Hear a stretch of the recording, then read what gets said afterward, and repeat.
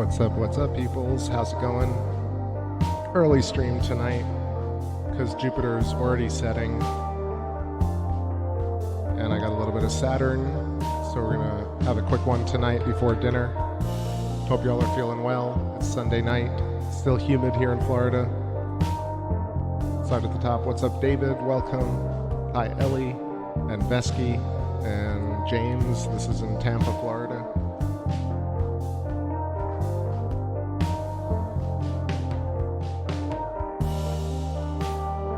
Let me know if you can hear me okay. The view is not like super perfect. The storms have been coming through, but we can see Saturn, which is nice. And this is the camera direct to scope, so no magnifier.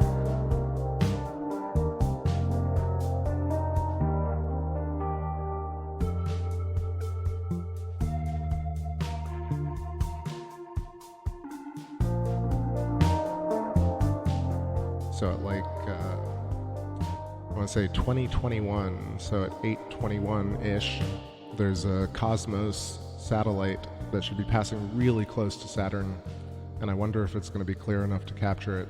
So stay tuned for that, about 25 minutes. It's almost overlapping. Hopefully we can see it in the same frame. I'm going to switch over to Jupiter real quick because we're going to lose it soon. Earlier there was Mercury and Venus right after the Sun and the new moon, of course. Happy new, I was gonna say full, but happy new moon to everybody. Starting a new cycle before Halloween.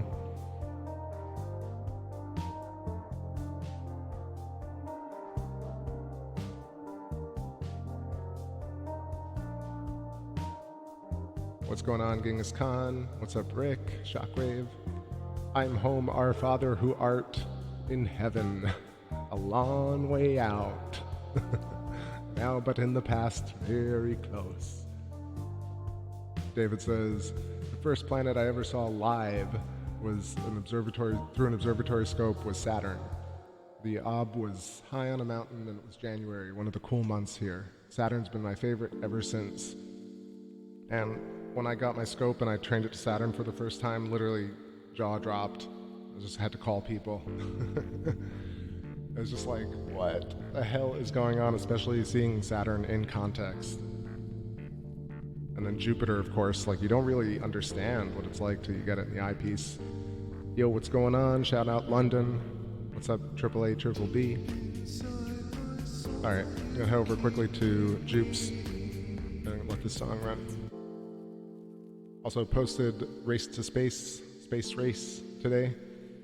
That should be up on Bandcamp. I'm a little bit late, but it's up finally. All right.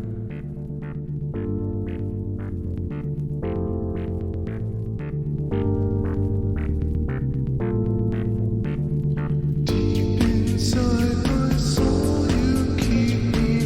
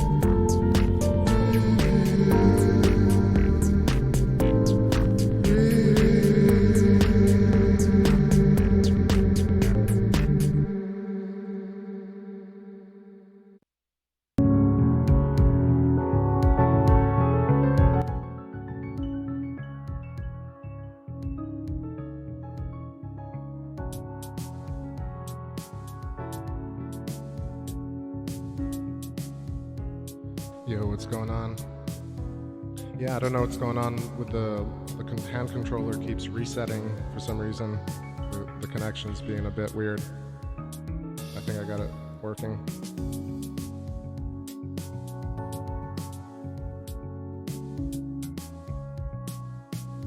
Good spot though, David. Yo, what's up everybody? Hi Mary, and Microwave Soda, and 24/7, and Carolina, and Bum Dia, and Blue Copper, and everybody else joining. Happy Sunday to y'all. Doing a quick one before dinner tonight, probably like an hour worth. We'll get some jupes, some Saturn, and I think, like I said, at 8:20, there's a Saturn, there's a satellite passing by Saturn that I want to try and capture. What's happening, Be Smart?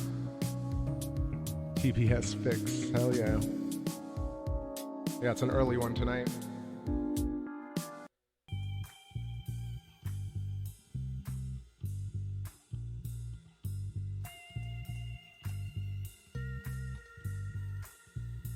How's the weather by y'all? Are you seeing some skies tonight, or is the weather shifted? Because I've been having some crazy storms and then it clears up. Right now, luckily, clouds have all dissipated. Let's see what's going on with this.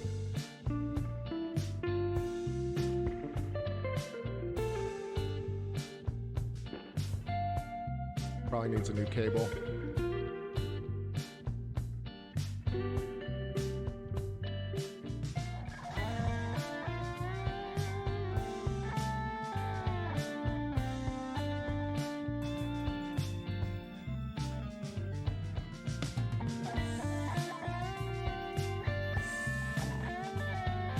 Exactly, Mary. Ladybug. Yeah, new moon tonight. And right after the moon set, there was Mercury and Venus hanging out close together, but way too low on the horizon to capture. I was all ready for that. Yo, what's up, Starlight? You made it. Awesome.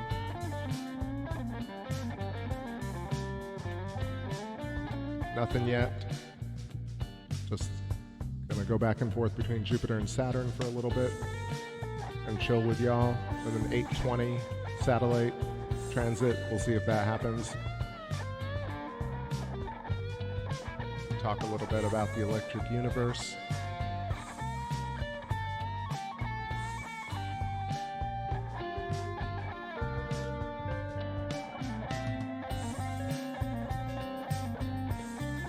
What's new in Electric U? So, it was funny, last week, I think, Thunderbolts Project released an updated video on moon scarification, and it's another one where it would be great if the footage was updated, and obviously I immediately go into critique, but it really would be awesome to have some live moon footage behind what they're talking about. But again, they repeated this whole thing where there are circular craters, and I want to emphasize, I know we're not looking at the moon tonight, but so obvious that these craters are all not circular, actually. Lots of hexagons, lots of geometry, worth studying. I think I might have some shots of the last crescent moon on this card, so maybe I'll pull that up. We can look at the moon for a bit. But yeah, check out the latest Thunderbolts Project videos, and then take a look at the description of this video if you're new or if you're a regular, because I update it all the time with new links, and you can see like a whole list of good people. Let's see. Of course, the Electric View. Today the show was postponed or delayed. Neil had some trouble getting it up, getting us all on board, but it's all good. Probably happening tomorrow. Just waiting for the confirmation. And then, of course, Thunderbolts Project, Electro TerraVision, Greg J has put out some awesome content. Electric Universe Eyes, David has been putting out some cool videos. Distilled water and little bugs. That mosquito. Loved it. Kronos putting out some good videos. See the Pattern Gareth is also doing some great work. Yeah. Of course, I link to Suspicious Observers because Ben has always done really good work. I know some people are wary. And, of course, look into Halton Arp and Emmanuel Velikovsky. Saying it because there's so few people saying it. Let's get some tunes going here.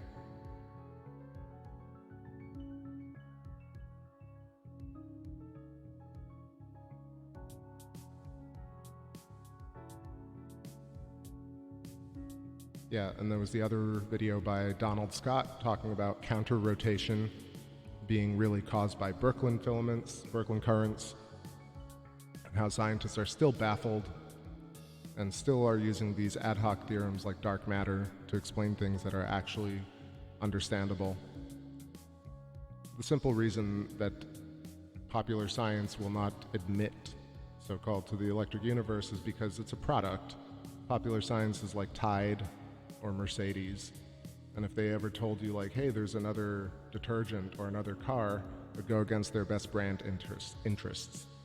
So this idea that somehow popular science will embrace plasma cosmology as the main science is really a fantasy.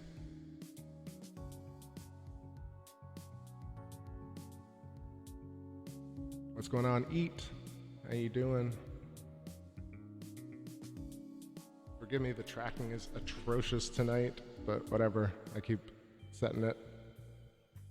Okay, let me go take a look at Saturn, kind of get ready for this transit, see if we can get it.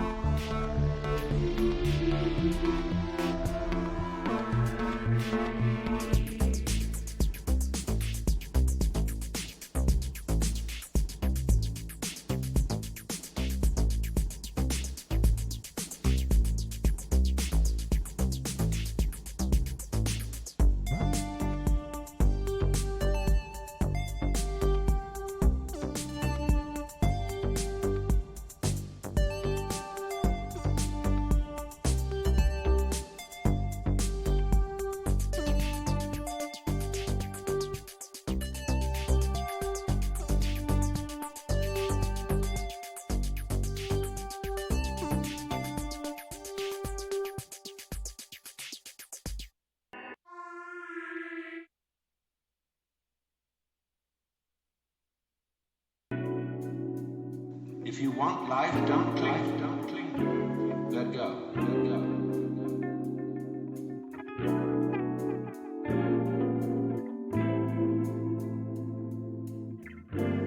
How can I desire not to desire? How can I surrender myself when myself is precisely an urge to hold on, to cling to life, continue to survive.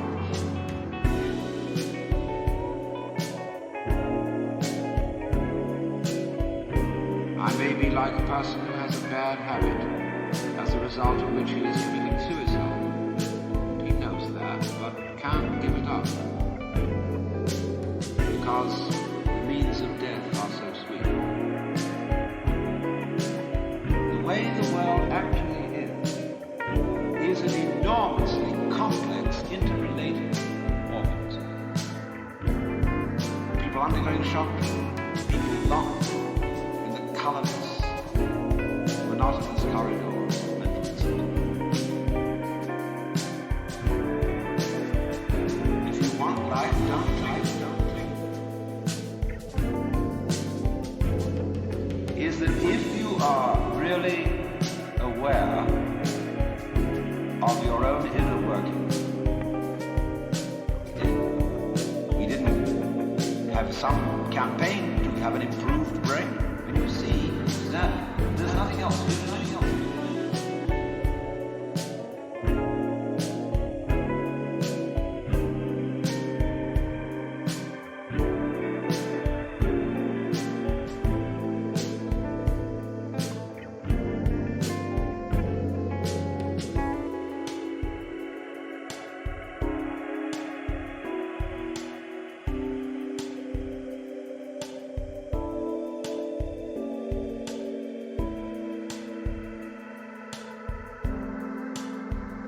If you want life, don't cling.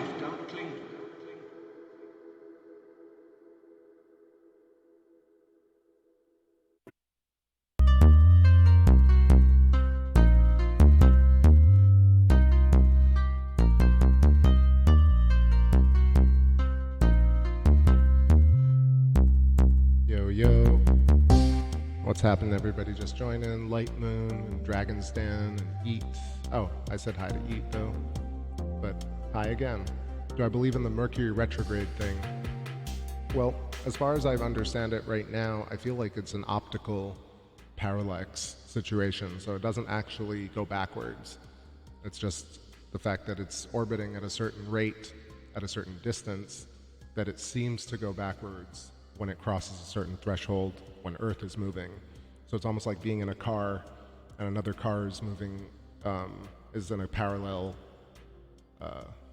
lane to you, and it's kind of like speeding up and slowing down and creating this illusion of going backwards, but in fact I think it's not doing that.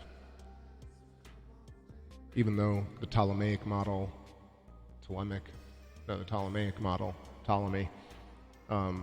had it working on this kind of spirograph where it did an analemma, kind of loop-de-loop and kept on going through, but pretty sure it's a parallax visual thing in terms of just, because think about it, like in terms of how I look at the universe, things are moving along filamentary currents, so branches, but also moving along magnetic field lines like the torus, and through Birkeland currents and filaments like twisted coils. So you're going to get movements that seem organized, but then also kind of speed up, slow down, and it kind of I feel like it mimics the nature of life, the nature of character of people.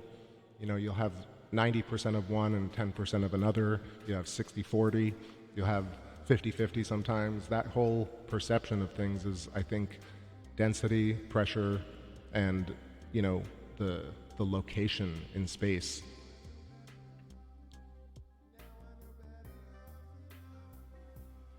Petty places. All right, so in about 6 minutes, I'm looking for this Cosmos satellite that should cross within frame. If you don't know, I'm looking at Saturn, of course. There's Tethys, Rhea, Dione on the left, and then at the bottom right, there's Titan, and then very far to the right, I want to say it's Eyepieces, but I don't think so. I think it's probably a star. Same thing with the star up top. What's happening in Sky Pilot, and what's happening in Ryan and NC?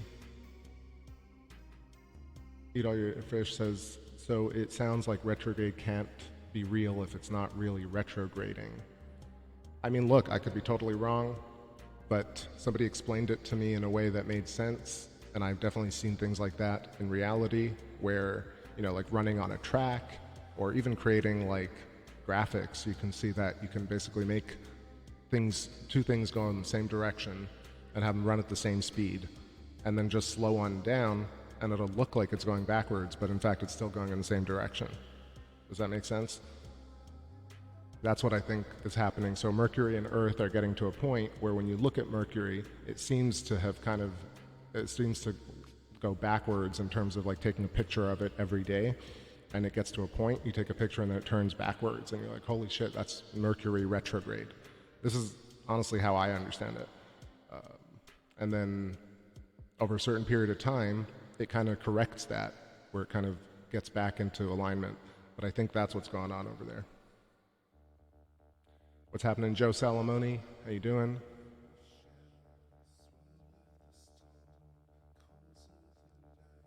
All right, more tunes. Starlight says, I feel like everything I know is a lie. Well, you can only know the truth by virtue of lies. It's almost like the necessitative paper by which you read the truth. You know? It's like heat exists in relation to cold, soft in relation to hard. And so I feel like revealing lies gives you platform to know the truth.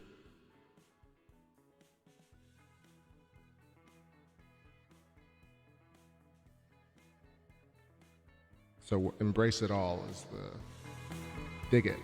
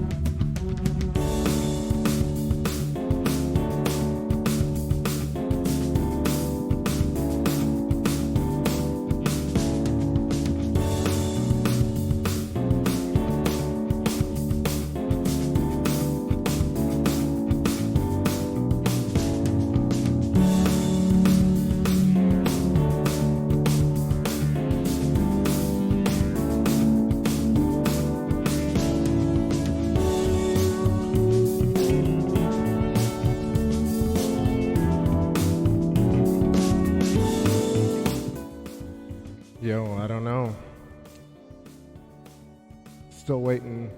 I feel like it should have crossed the top of the frame from like, yeah, I don't know, maybe it just was too hazy, or maybe it's too small. It's like a Cosmos CubeSat.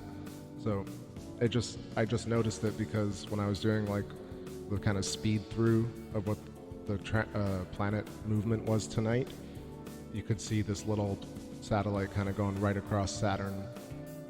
I guess, I don't know. But it was crazy because I was looking at it and I'm getting all these tripped out visuals, like tons of noise going on in the background, just wondering what the fractal noise really is. Anyway, I was just laying down next to the scope, I lost my breath. I was like, what the hell? Low down. Alright, who else? Anybody join? What's up, Jello? Mo Jello, how you doing?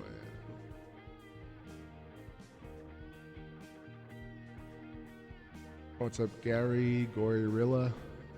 What's going on?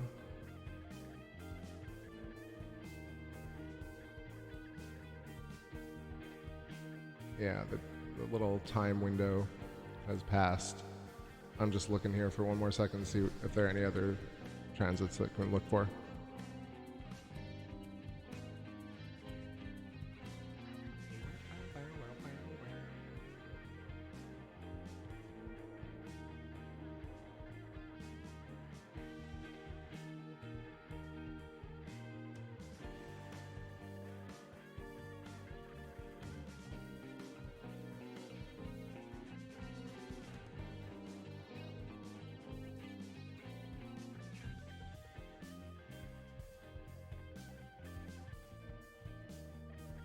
Alright, satellite witching hour I guess is over.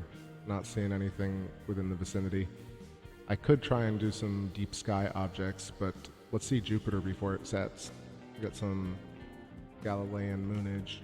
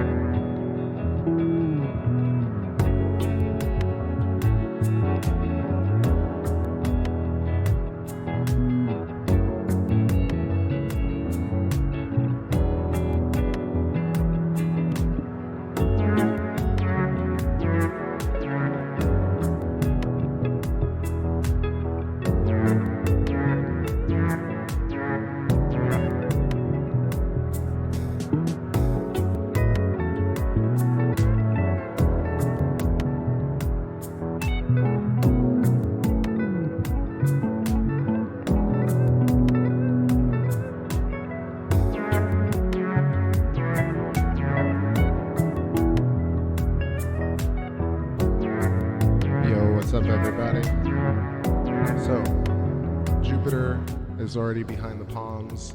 You can see like major aberration going on, but at least we see it. I want to go live a little bit earlier tonight, but I didn't have things set up for the back porch. Had to quickly put things together. But Jove, let's see, what are the moons tonight?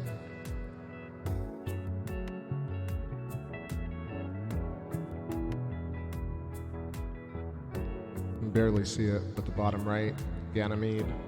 Right next to Jupiter is Europa and Io, and then Callisto is top left.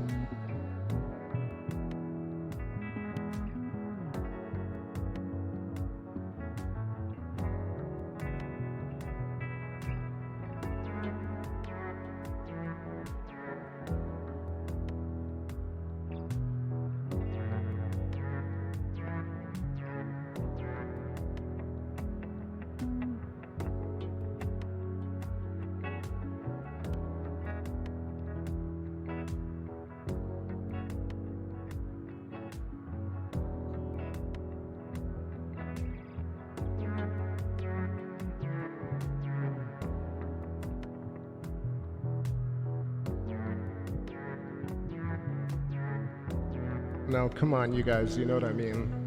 Go up there and see Rick with the wrench next to his name. It basically throws off the whole chat for me. It makes it look like it prioritizes people's messages over another, you know? And not that, like, obviously the host, like my name or whatever, my channel, will have the kind of gear or whatever crown next to it, but you know, having that blue wrench just like really just changes the vibe in this chat room. That's why I have 0 mods. I'm happy to give people the wrench for a second to post a link. It's kind of always been like that, and I feel like when you go through and rewatch the show and are here in the show and channel, like you don't see that kind of glaring little icon and color that distracts you. Let me know what y'all think. Maybe I'm too nitpicky about it.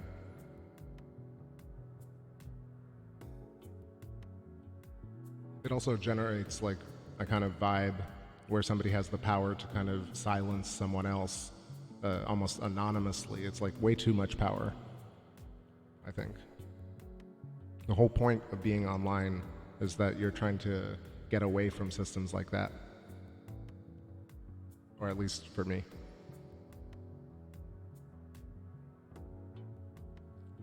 V-Smart asks about anyone here about Saturn's new moon count. Up to 82 now, I believe, surpassing Jupes by just a few. So for me, it's just always like, how do you test that, man? Like, it would be great if, you know, I can imagine if I were running like a large observatory and I were the head of head of programming, I would essentially dedicate a day to using one of the large telescopes to show people these discoveries live, or like after they've discovered it, of course. And they'll tell you, oh, it's too difficult, you know, like, well, but it's not really. It's actually just as easy as what I'm doing here, especially even more so because all the computers are already set up to do exactly what they need. And of course, if they can discover these new moons, then they can certainly show the data. That's my issue with that kind of, those articles. It's just, and I said it last time on like the Late Show, but I've started to wonder, like, it's so funny how people, or, you know, a lot of people, not everybody, but a lot of people are just impressed with like a lot of numbers. Just throw a lot of numbers at something like, wow, those are like 9 numbers, and there's, you know, 9 numbers of that, and they're impressed. Change it to 1 of that, and all of a sudden people are unimpressed. And it's just so funny how like it's really silly. Same thing, like it's used in cosmology as like, oh, it's 10 to the power blah blah blah numbers, and it's literally just like little squiggly lines on a page that some people decided is a way to measure patterns in the universe. And all of a sudden it's so impressive because there are certain numbers together. And then you take away those numbers and all of a sudden it loses all its power. So I feel like, not that that's not really just fascinating in and of itself, but the fact that it can be used to beat people over the head scientifically by just impressing them and wowing them, never actually saying anything of substance. Because in fact, it's like, I'll give you an example, like an astronomical unit, right? In space, you could convey it. Here, let me, also I lost Jupiter. Give me a second. 1 AU is 9.296 to the power 7. What is that? Kilometers. So 1.5 to the power 8, so 1.5 trillion kilometers. And yeah, you write down 1.5 trillion kilometers, it's very impressive. You write 1 AU, and people are like, what the hell is that? That's so silly. And I think it's just you know, tangential to thinking about deductive reasoning and critical thinking and understanding why you feel a certain way about things, about ideas. And when people talk to you, they throw things at you in a certain way. They're like, damn it, it's 10 billion light years. We couldn't ever know it. But by virtue of saying that, you know it. So no one ever says that. Everyone's like, wow, it's 10 billion of that thing that is wowing me. All right, back to space.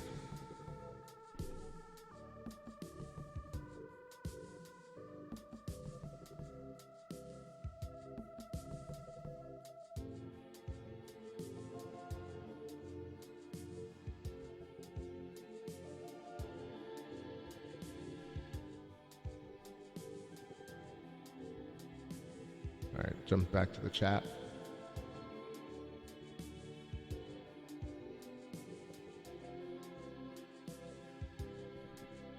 Shockwave says, there's a reason to my madness when it comes to the wrenches. Come on, I have good rationale. I don't just do random shit. Although, you know, I go with it.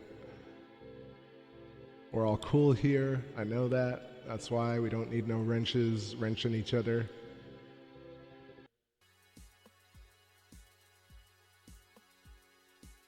Ryan Peroni, what's going on? Inspired me to grab my 15x70 binos and go outside. Hell yeah, welcome. Please check out the description and playlists if you're new, and hit the bell if you'd like to be notified. Shockwave says, I just want it for the power. Oh, for the power of the hot link, not kicking people. No, hell, I know that, but yeah, just ask me for it when you need it. It just makes me not think about it. If no one has the wrench, then I don't think about it. If somebody has the wrench, I'm like, ugh, somebody has the wrench. I think actually one other person has the wrench. That's, I think, P&K Space Imaging has the wrench because we need corroborative moonshots sometimes. So I think that's it. Let me look at the list. Yeah, that's it. So if you want the wrench for a second to post a link, let me know.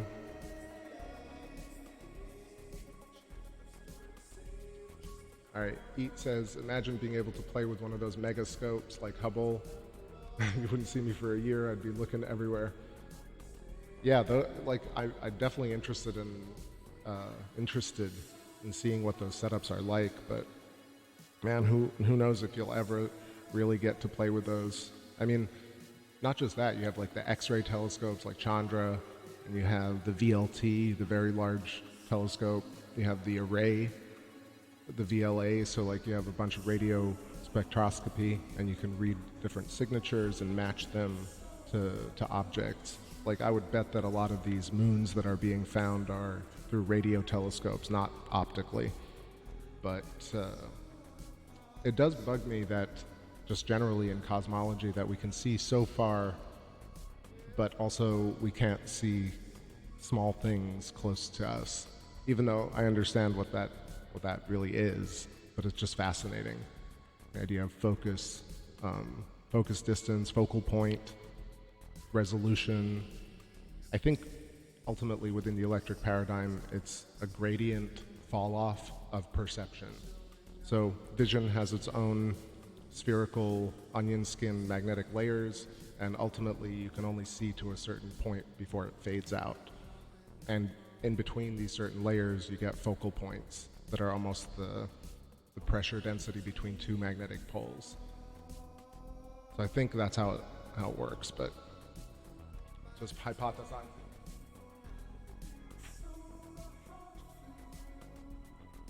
Take back wrench. Oh, please don't call me take back wrench. But that's pretty good. Pretty damn good.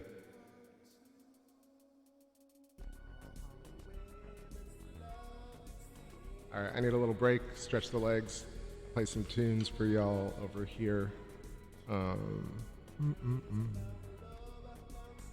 do this one. No, I already did that one, didn't I? How about this one? I giveth and caketh.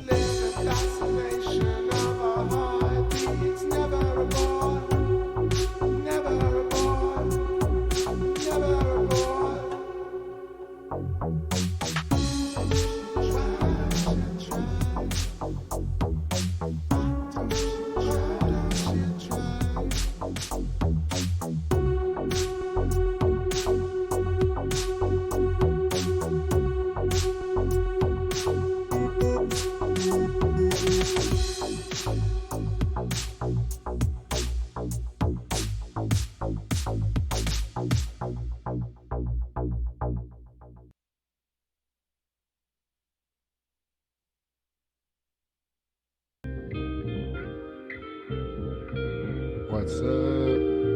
I couldn't help it. I had to eat something. Still here on Saturn for a little bit.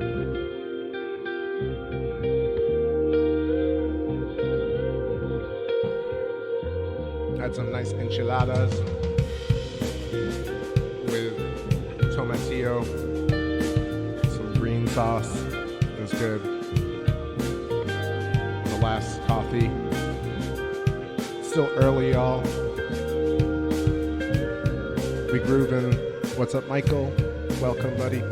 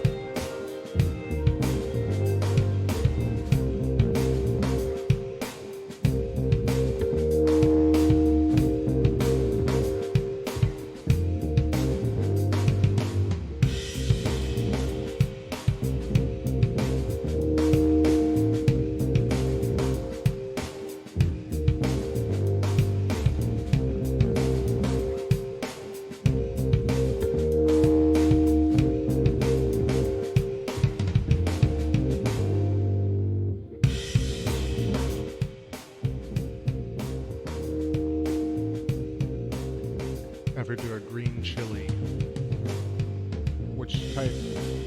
I've had a lot of different good Mexican and Spanish food and Cuban food, so I must have had something like that.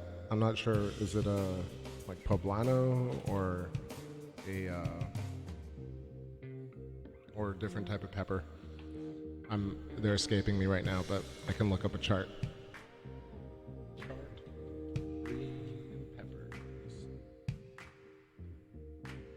You think you know things, you think you know, and then when you're put on the spot. All right, we got banana, Anaheim, poblano, green bell, Korean, jalapeno, serrano, shishito, Jamaican, and Thai. So let me see, I've had banana, I've had Anaheim for sure, poblano. Poblano's really heavy. I know that lots of people love it, but man, I had it in Oaxaca, and it was so like good, but also I couldn't get through one of them, one like filled poblano.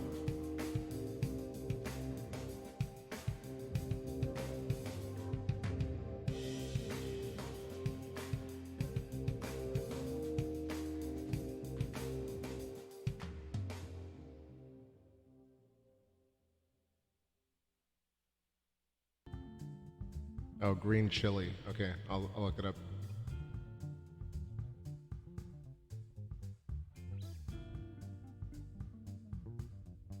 Colorado green chili. Oh, cool. Here, I'll post it. Post.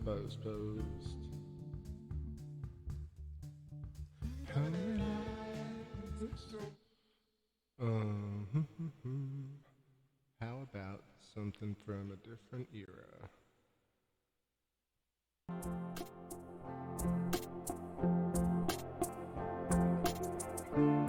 Is that right? Colorado green chili? Although I don't eat pork anymore, but I'm sure it would be fine with lots of veggies.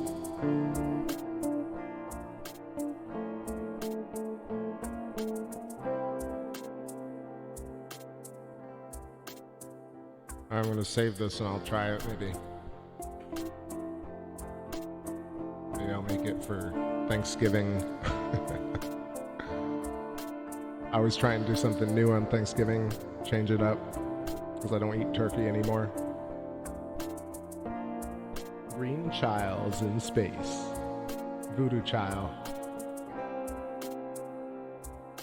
And don't forget the Diablo sauce. I've definitely had Diablo sauce. It blew my mind. A little rough. You're talking about the one with the ghost peppers, right?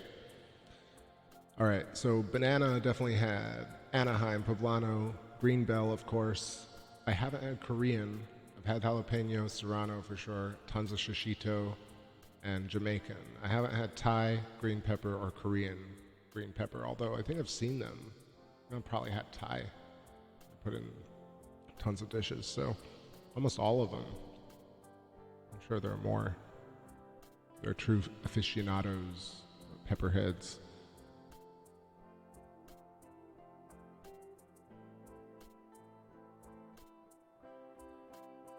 Rick is saying Neil just confirmed the Electric View show for 8 p.m. Eastern tomorrow. So if y'all like the Electric View and that type of chat, I'll be hanging out with the gents tomorrow. Link is in the description, the Electric View. And come join us on the Discord server that Rick posted a bit earlier. There's so much content in there, literally. Like, I'd been away for a few days working, and I came back and I spent the entire day yesterday kind of just going through stuff.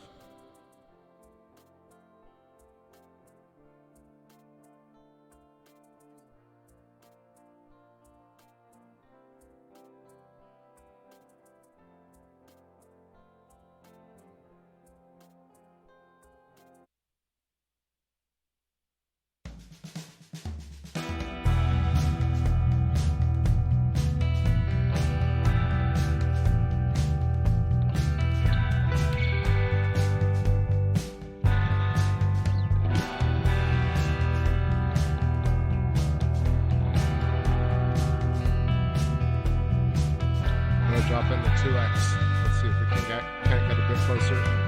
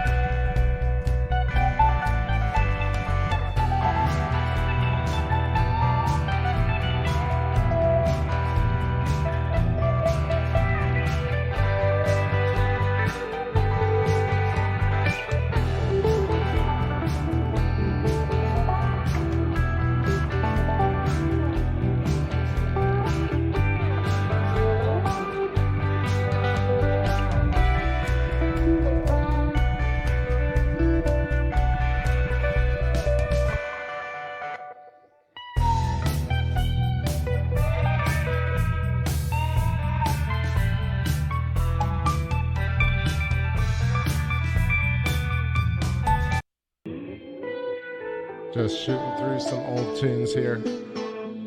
But this is pretty good. Nice Kronos. this incredible view. Just gonna reiterate the incredible situation we find ourselves in on planet Earth to be able to observe something like planet Saturn, and possibly having been birthed within the realm of planet Saturn, or Kronos, or many other names.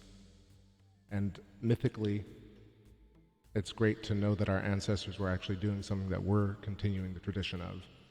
So I feel like astronomy has this really holistic and sincere vantage point where you can observe the world from a place that is truly wondrous. And it doesn't mean it has to be always good or positive, but it just always feeling like having that oceanic feeling of like the wonder of a child when you observe space, not in a way that makes you feel disempowered and disconnected and orphaned and flung into the vast realms of space, but actually important and empowered and purposeful along these filamentary currents, which are both full of meaning and completely meaningless at the same time. So I want to iterate that whatever you think, whatever concept you believe in, or deity or whatnot, we can still take a moment to enjoy that connecting with the planets is truly one of a kind of experiences. I can barely speak tonight because I'm trying to get this damn remote to work at the same time. You know when you press a button 30 times and it doesn't want to do anything? And then Shockwave reminded me that Uranus could have been our first planet, which you believe, and yeah, definitely could be. So I was iterating a little bit of a different type of electric universe cosmology, but also there are thoughts that Uranus before Saturn or instead of Saturn was probably along the filamentary chain, maybe, is what you're saying. Or Shockwave is saying, oops, should have said our first sun was Uranus. Greg J does a great piece on that. I link Greg J in the description, and you can look up Uranus, O-U-R. Here, I'll just link it. I'm just getting hot over here. The humidity is settled in again. It's prime time.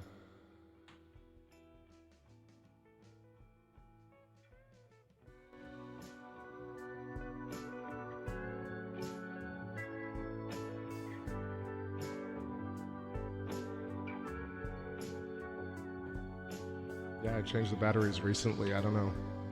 It's that IR remote for the Sony. And it's always annoying. I think it's just at a particular angle tonight.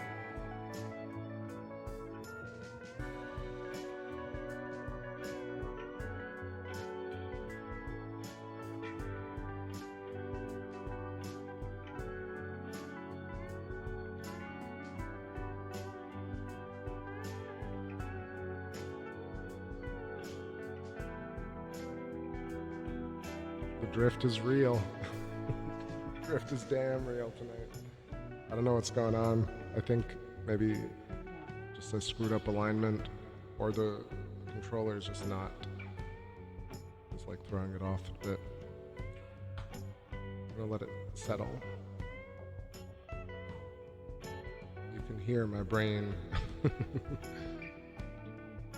get crushed in the density. I'm gonna try and get this fan going. I'll be right back.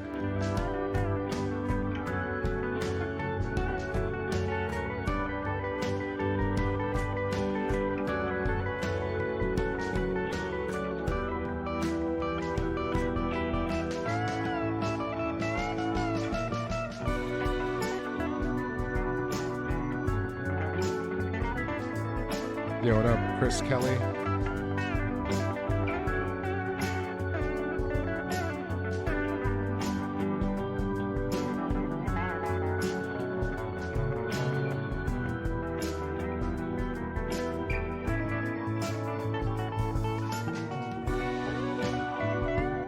Yeah, I don't know. It's basically like I didn't change anything, and now the tracking finally caught up. So it's been just laggy tonight. If I move it at all, it'll try and kind of readjust and start drifting pretty hard. So now that it's settled, I'll just move it with the hand controller, with the camera controller. Look, it's pretty steady, so not sure. You gotta roll with it. That's how these shows go. There's always something going on.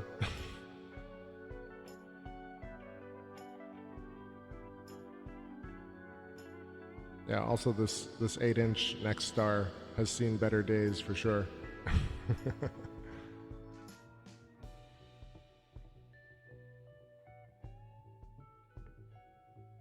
It's done very well.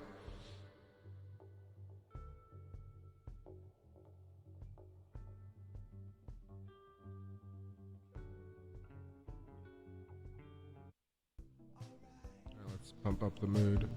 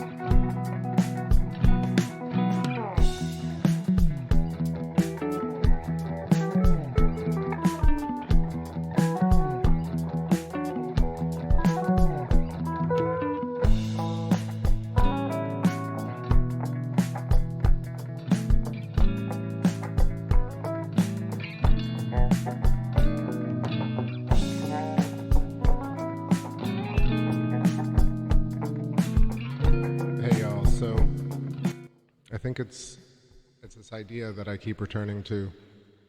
For me, it makes a lot of sense now, this idea of the Zen practice of perception versus good and evil, or bad and, or life and death, or anything like that. So it's really about something like global warming as a product that is, contains some factors that are truthful, or a lot of factors that are truthful, and then a little bit of lying. But just all in all, a product that people want to sell. And the reason I think that is because it's on entertainment channels that literally 24/7 are trying to sell you something. And people who think that, no, so I'm really, the reason I'm speaking so slowly is I don't want to judge anybody who watches the news and thinks the news is real. But the news, has some truth in it. But the little lying in it is because they need to sell you a product. So global warming, hole in the ozone, what is it, Al Gore movie, Inconvenient Truth, South Park, making fun of that. All these things are a version of catastrophism. Just like what the electric universe is really talking about, Velikovsky's stuff. Just like really what the Big Bang cosmologists are talking about. But they were talking about it over very long time scales. But they talk about an asteroid impact all the time. So global warming or climate change or a sun going supernova or a solar flare, a Carrington event, tsunamis, all these things are definitely going to happen, regardless of whether human beings have an effect on it or not, because the very system requires destruction in order to bring life. So we think that because human interaction looks so different on the surface, even Rick and I were talking about this tonight, about how humans perceive themselves as separate from the world. And therefore we reflect on the world in a way that's like, why is that that way? And why is that that way? Excuse me. But the way I see it is that we're creating all of it. So, and I don't mean it in like mankind is creating pollution. I just mean that the concept of destruction is something that is, I don't want to say inevitable, it's something that's necessary in order to see all the life that we see and have. But because it looks challenging, it looks like, I think really people are not afraid of death. They're more afraid of going through pain, the pain of death. And I think that idea, that anxiety of that pain or suffering is needless, because if you just looked at it as like you feel that pain because you can feel all the pleasure by virtue of having that pain. So it's like this kind of, like I said, the paper and the words. Like you couldn't read the words if you didn't have the paper, but nobody opens a book and looks at the paper. They open the book and they start reading. And they don't even look at the words necessarily, they look at the meaning of the words. So it's further fractaled. I know this is far away from global warming, but it's really just to underline the point of a brand and a product. So right now, there are entities that want to sell you this concept called climate change. And climate change essentially is a label for the destruction cycle on Earth. That's it. And the Earth is definitely going to have destruction cycles and creation cycles of its own kind of magnetic, etheric, whatever you think, kind of you can go into any realm in terms of like who's doing it or like why is it so. But at the fundamental core, we live in a world that lives and dies and lives and dies in this procession, and in compression and rarefaction on wave fronts. So catastrophism is definitely going to happen. So nobody's going to make it. Nobody's going to live forever. But at the same time, we never die. It seems confusing until you realize that you are the one who is creating all of this around you. I feel like what's beeping in the background? I'm going to shut down my Discord and Skype. Man. So anyway, all theories are relevant, all people are relevant, every experience is relevant. And so climate change is both real and not real. That's why nobody can agree on it, because it's subjective. You could say that the world is changing. You could also say that the world is remaining the same. You could say that the weather's getting hotter, and other people are going to say it's getting colder. There's always an array of different perceptions of it. So this idea that somehow all suffering can end, or that climate change can be agreed upon, or that you can save Earth, or even leave Earth, or even terraform Mars, these are the most idiotic concepts to discuss, because people don't even know what they're talking about when they say those things. But either way, so the through line is that lots of people are terrified of dying. So any type of product that sells you salvation is something that's going to be wrapped in a lot of truth. And that's what I think global warming, catastrophism, asteroids hitting the Earth, any alien threats, Project Bluebeam, HARP, chemtrails, nuclear war, all of that is part of a product that is basically packaging the natural cycle that we exist within, which is destructive and then redemptive. I think that's what I was trying to say. So you can be scared by it, and it could be valid for so many people, but if you decide to live this life without climate change being a factor, then it's not. That's really what the world kind of dictates. But you have to have conviction, because if you're going to be swayed by one leader or another, then you don't really have a say in it. But until you have a say in it, then they can kill you, and you could die and still have conviction. Eat All Your Fish says, 2020 is going to be epic one way or another. You know, I wonder about that all the time, because, you know, I'm always into numerology and the significance of things like that. But even though it reeks of kind of gematria, numerology, and all these things, I also feel like it could just be like another year that passes through, and all the hype. How many times have we been through the hype? Where like, it's gonna end this year for sure, all the numbers line up, and the calendars all were just like really talking about this date, and like blah blah blah, and all the YouTube thumbnails with assholic clickbait about how we're all about to die. And for me, I'm sure I'm gonna die. Like, I can't wait in a way, because it's an exciting venture. But I'm not hurrying. But, that's the whole purpose of living, is to understand death. That's the one true experience. I love, we live in this reality where like people are just doing everything possible to not talk about and embrace death being this beautiful next step in the wave front. I think that's cool. That's how I play music. I think about, expanding ideas and different concepts. I feel like my headset is actually going out of battery, so I'm gonna start wrapping it up real soon. Let's see. Now I'm jumping back to the chat. Shockwave is agreeing, says yes, it's all scare tactics. But it doesn't mean like a lot of it is true. Like the polar ice caps probably will melt, and there will probably be tons of tsunamis and shitty weather, like for sure. But who cares? Because you're living today. You're not living during that storm. And if across the world somebody's living that storm, then help them get through it. But this idea that you're going to live in the state, in the phase of fear of imminent destruction, is paralyzing to creativity.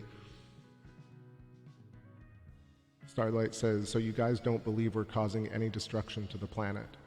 Well, you have to for me, I look at it like that concept, that set of words, tries to identify us as separate from Earth, as if we're somehow not an emergent process that Earth creates, and in fact that we dance with because we have to see Earth. Therefore our eyes and the holographic representation of Earth exist by nature of us. We're like the paper to the words of the universe. Like, without us, there is no Earth. So I don't necessarily believe that humans are causing destruction to a separate Earth in any form, or that plastics are artificial, or that, they can be, but they also are conceptually within the framework of an organic Earth that we live in. So everything essentially is natural, and destruction can't be stopped. Like, that's like trying to meddle with the primal forces of nature, Mr. Beale. So I know it gets kind of philosophical, but ultimately, all those organizations that are selling you videos of fish being killed and animals being killed, look, I'm not for killing animals, and I'm for reducing all the violence on Earth. However, destruction on Earth seems to be the way emergent good happens. The more destructive it is, the better things are, in a way. And that's a really hard thing for people to kind of appreciate. For me, I finally understand it. And the only reason I understand it is because if you can live every day as if you weren't going to wake up the next day and you could go to bed satisfied, then all of these concepts don't really matter, ultimately. The shape of the Earth, plasma cosmology, Big Bang Theory, the cable news, everything becomes meaningless when you're really not living it, and you're living in this imagined future, which is a product. What's up, Sully's World?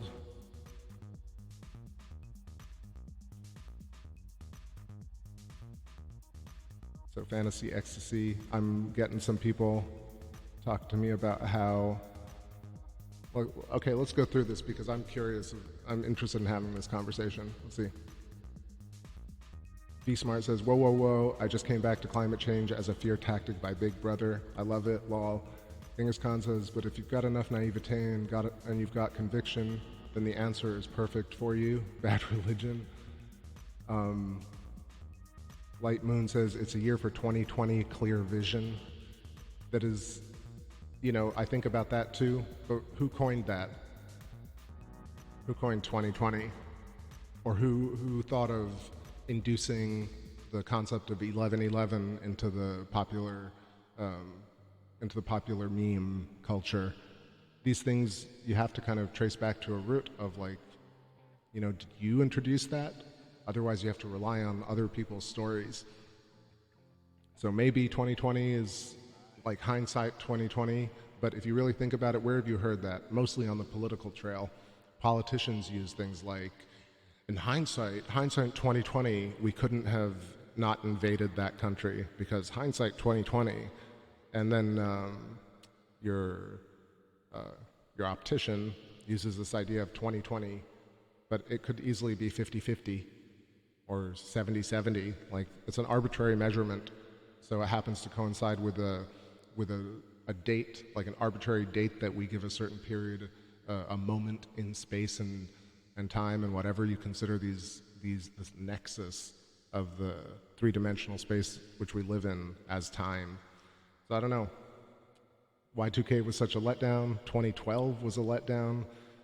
2008 was a letdown. 2003 was just terrible. There are a lot of letdowns. Fantasy Ecstasy says, we definitely are causing damage to the Earth. You can see it every day. On Twitter, on YouTube, in day-to-day life, like, what is the basis for what's the basis for the opposite? Streets that never grow dirty, plants that never die, people that never die. Like, that's the idea, right? Like, what is damage if not the premise for growth and birth and building? Something's damaged, and repair, rather. Shockwave saying, shorter summers, cold and wet, whoa, that's a lot of copy. I missed that. Shorter summers, cold and wet, cold springs and falls, and wet too, and long cold winters, all perceptions by people. Remember, people pollution is a problem. Warming and CO2 is not a significant problem. What are problems? To what? keeping mankind, the concept of mankind alive forever, I don't believe in things like that. Like, that's just a simple, that's another type of religion for me, because this idea that survival is the one and only thing could be another paradigm. Maybe survival in terms of intelligence and intellectualism is better than survival by virtue of creating more children, more mouths to feed, you know? Let's see. What about the places that are hot, like deserts, right? I think the Earth and continents look like a noise fractal, and certain parts of it are going to be hot and polarized, and other parts are going to be cold and differently ionized and polarized. You're always going to have a kind of cellular diffusion noise growth in lots of different formations and lots of different patterns, but really root is the same stuff, just manifests in different ways. What's ice craps will grow soon. Starlight says, I still feel like we can do better regardless. Like, I don't mean to get into a kind of semantics game, but that is just grand prose. If you decide in your life to recycle and to clean things, these are practices and habits. The effect they have on the earth, unless you actually go out there and truly have the earth tell you that it is in pain, but, you know, this is just the media telling you. Like, even the people that protect the planet, even the people who highlight dolphin murder and infanticide and free press and protests, people don't like to hear this. This is the super unpopular opinion. It's not about not doing anything, but it's about thinking that, understanding our place in the world. This idea that we have to save humanity or save the earth, who deemed this the quest?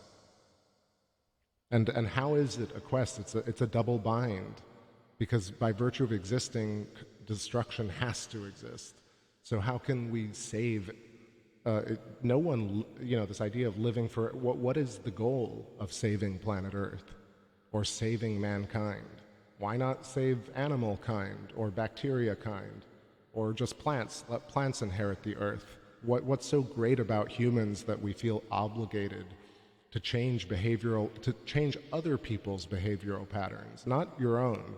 Most climate change, not climate change, but like across the board, politics are about telling other people how to live instead of working on your own shit.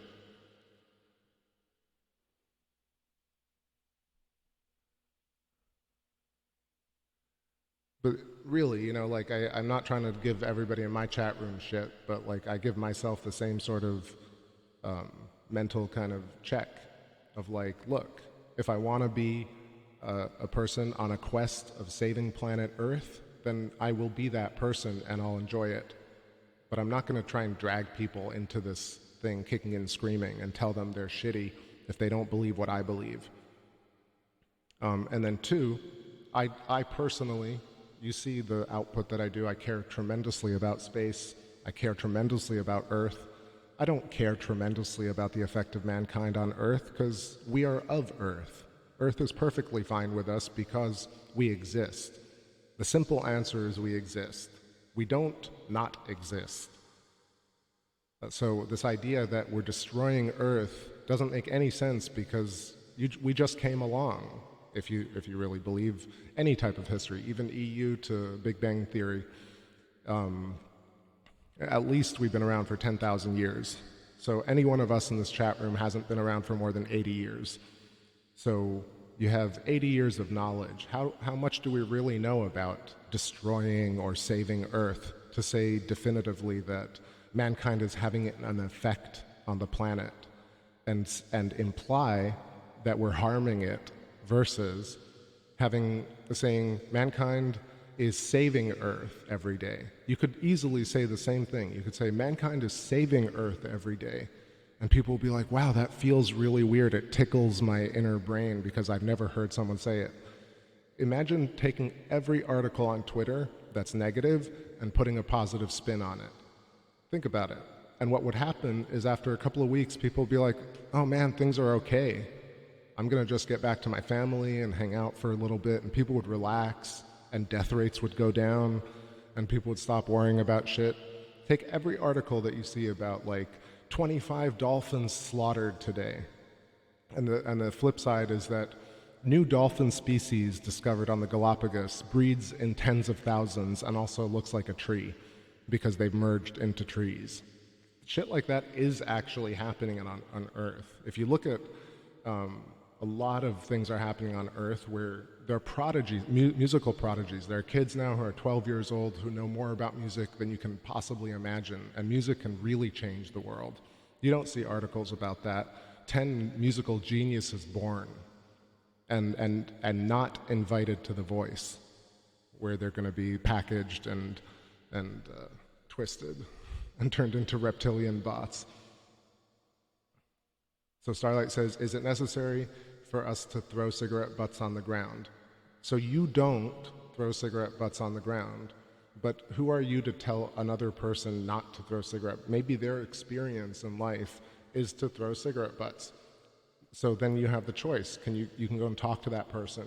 You can go and pick up the cigarette butt, and you can ignore it. And there are also 10 other choices, but at least 3 before evangelizing, putting people down, judging people. And I'm not saying that you're doing it. I'm saying that this is the type of ethos, this mentality we live in where if somebody doesn't do what we like, it becomes annoying, versus this idea that like we're in a band together and somebody doing what you don't do is what's important. So like you don't get a band full of like 5 guitar players, you get a bass player, guitar player, keyboard, drummer, vocalist, right?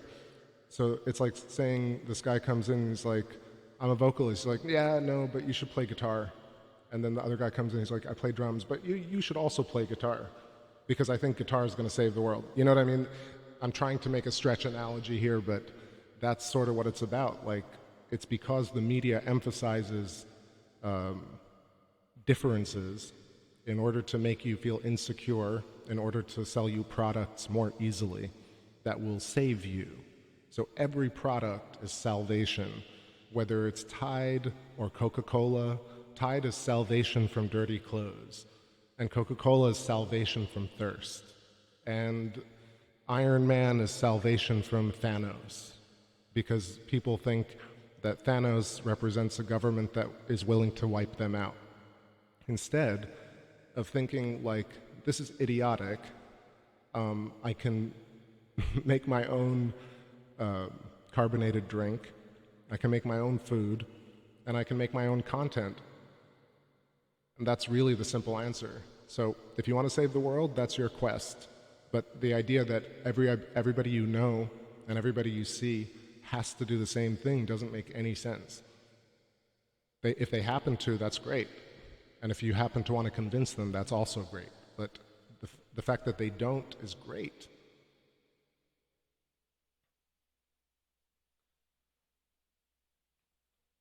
V-Smart says, this comment that I want to comment on, is talking to Shockwave, says, I agree fully our future existence relies on getting off this rock, but maybe humans weren't meant to exist more than 10,000 years or whatever. So I'm curious by that type of phrasing, because that's common stuff that I've heard in these types of debates. So let's unpack that for 1 second. So 2 people in my chat room are agreeing that the human race must persist at all costs, to the point where we need to leave our planet in order for humankind to continue. And somehow, with a space program that can't go to the moon today, we're going to somehow take enough people and grow enough shit to continue mankind on Mars or wherever. And instead of hanging out with your friends and writing a song, you talk about these ideas about potentially, essentially it's a different method of watching like a horror movie to me. These ideas of leaving Earth. Why not just enjoy Earth? It's so pretty. It's so cool. There are cool people here. There's great food. There's time to grow and think. And there's also time to die on Earth. You'll risk everything, the security of your people, and disillusionment and patriarchal insistence of this type of mentality at the cost of this future hypothetical instead of living in the now. So why does mankind need to persist? And do you really think we can get enough things off this rock? I think if you really read that kind of phrasing, it's very, there's a lot, it's prose, it's beautiful, it's poetic, but it's, to me, something that seems so far beyond a day-to-day existence that we could actually appreciate, instead of imagining that mankind sucks, we're going to destroy Earth, and mankind somehow is bad enough, it sucks so bad that we're going to destroy Earth, but worth enough to get off Earth to save. I mean, come on.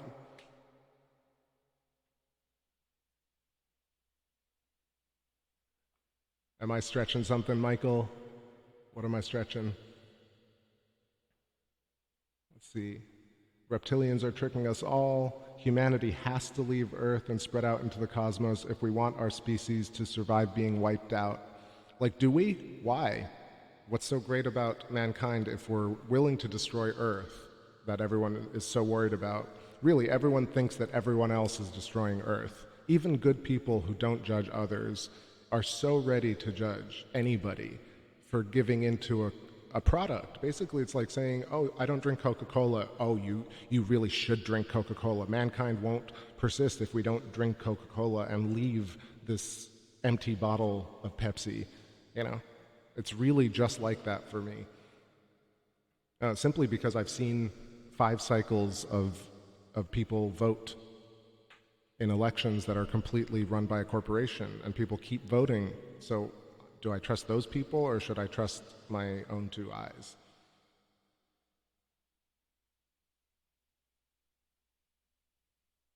Let's see. Have I freaked everybody out? Shockwave says, Chris, Tesla had figured out anti-gravity propulsion, so getting off the Earth is easy and cheap. Hey, I'm not saying that it's not. I'm just saying that this idea that somehow that it's not being shared with us now, that it's going to be shared in some form, is just, to me, this idyllic fantasy. It's like saying a product is going to tell you that there's another product that's better. There's no way in hell oil will ever relinquish control without other people changing it. Oil will, and the people like, come on. I can't even read the comments sometimes under Thunderbolts Project because half of them are, I wonder why the powers that be won't embrace this cosmology. It's so strange how Joe Rogan doesn't. It's so weird how Neil deGrasse. But commenting on it doesn't mean things are going to change. Like, the only way to truly change cosmology is to actually learn it, understand it, and implement it. And then more and more people will do that, and then we become the people who run a certain type of thing. That's how things work. Complaining endlessly about something doesn't actually change it. And the government loves people complaining about things. That's why there are protests, and that's why there's voting. Tell me I'm wrong, please.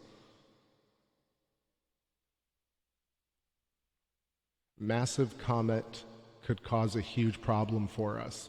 So, and before that saying, let's see. Shockwave saying, I'm not saying we will destroy Earth, I'm saying that the sun might go nova and destroy the Earth. But that's also saying that we're not also the sun and the moon and the stars. Like, it's part of our consciousness. Like, it doesn't exist without us. That's an idea that people have. I don't think there's much, like, 100% proof of it. Like, is it definitive that you know what happens after death? No. Is it definitive that you matter in this universe? No. It's all perception. So if you perceive that mankind is worth saving, then you do. I'm all for that. But I find it funny that we're both terrible and worth saving. And that's not just immediately apparent as to how the universe actually flows. Also, if you look at it, you say a massive comet could cause a huge problem for us. Okay, but I could also say a huge comet came and caused a massive problem, and yet all of us are on YouTube right now. That's the fact. Like, the reality of the situation, if you want to come to terms with the meta-philosophical, physical nexus, is we are here. The comet Venus, in terms of how I believe in it, and I bet you do, Venus came close to Earth and we survived. We didn't not survive. So if a comet comes and wipes us out, that's the natural order of things. To me, if people are really so concerned about preserving nature, then allow nature to be itself, as opposed to trying to control nature. This is why it's antithetical to actually want to save the planet. That's standing in the way of the river, in my opinion. So VSmart says, the sun will, in all caps, turn into a red giant eventually in just a few short billion years. I would ask you, VSmart, where you heard that and why you think that is definitive in your mind in terms of something that will happen. And what proof do we have that that will happen, besides the fact that, besides 5 to 10 papers and 20 articles written by people who sell you the same bullshit as stuff you don't believe, and they'll tell you all these other things, but we choose to believe. I don't believe it anymore, but that line is from space documentaries, from History Channel, from Discovery Channel, from Carl Sagan, from Hawking, from people who wrote books that don't know you. Why would they have your best interest at heart? They just want to sell a book or a TV show. So people who say the sun will turn into something, how do we really know that for sure? To base our entire existence on this concept that some guy in a wheelchair sold you. I mean, it's in the history of the cosmos, really. Most of this is from Hawking and what's his name? Richard Feynman, and a few others that wrote this purple prose about the universe. And they basically were redefining Velikovsky over longer time periods to allow people to basically just ignore Velikovsky and say, yeah, still your Big Bang mathematicians are still right, because yes, our universe was catastrophic, but it happened so long ago that it could never happen again. But that's exactly what they talk about.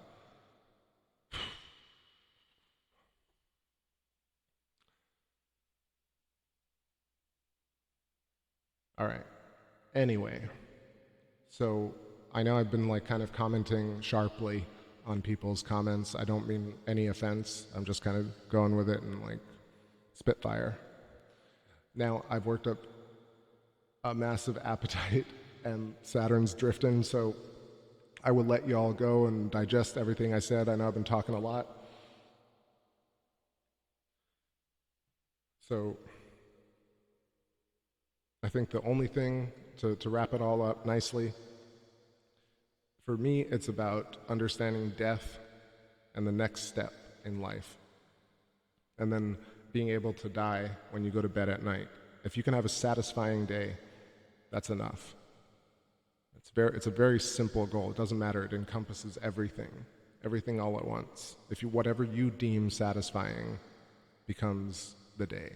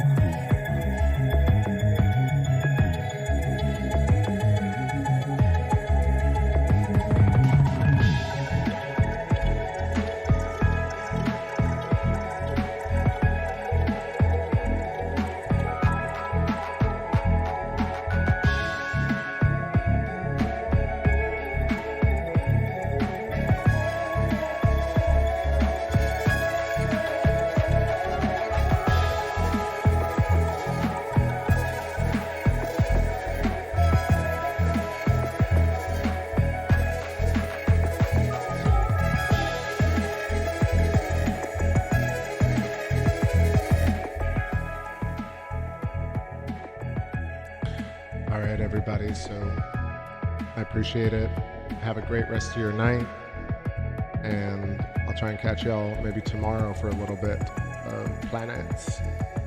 I don't know if we'll be able to see the moon, but I want to try and get an early crescent.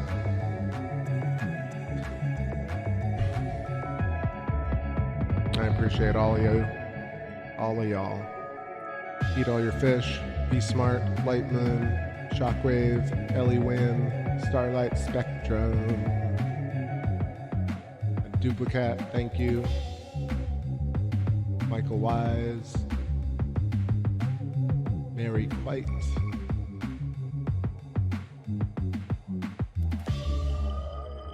throw me a note at the bottom, Morgello, Fantasy Ecstasy and Genghis Khan and other people's. I know Chris Kelly was here and Carolina Sky Astronomy was here. Okay. Time to go chow down. I shall. Stay well, stay kind, stay smart. We'll see you soon.